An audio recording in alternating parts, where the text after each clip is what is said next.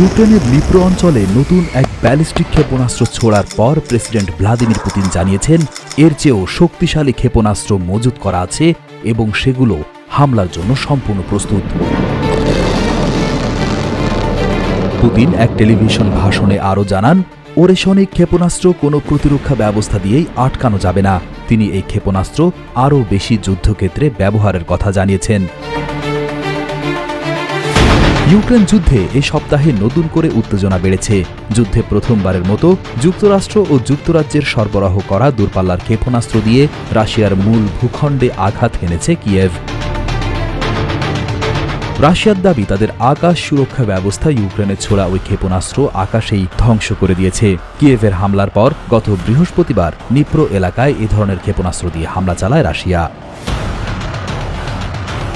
এদিকে নিপ্রোতে বৃহস্পতিবার হামলার সময় আন্তঃমহাদেশীয় ব্যালিস্টিক ক্ষেপণাস্ত্র ব্যবহার করেছে বলে দাবি করে কিয়েভ। যদি কিয়েভের এই দাবি সত্য হয়, তবে ২.৫ বছরের বেশি সময় ধরে চলা এই যুদ্ধে প্রথম ইউকে আইসিবিএম ব্যবহার করল। ইতিহাসেও কোনো যুদ্ধক্ষেত্রে শক্তিশালী এই ক্ষেপণাস্ত্রের ব্যবহার এটি হবে প্রথম। কিয়েভের এই দাবির কয়েক ঘণ্টা পর রাশিয়া ওরেশনিক ক্ষেপণাস্ত্র ব্যবহারের কথা জানায়। এটি রাশিয়ার নতুন ধরনের মাঝারি পাল্লার ক্ষেপণাস্ত্র। এর আগে গত মঙ্গলবার ও বুধবার প্রথমবারের মতো যুক্তরাষ্ট্র এবং যুক্তরাজ্যের তৈরি দূরপাল্লার ক্ষেপণাস্ত্র দিয়ে রাশিয়ার ভূখণ্ডে হামলা চালিয়েছিল ইউক্রেন।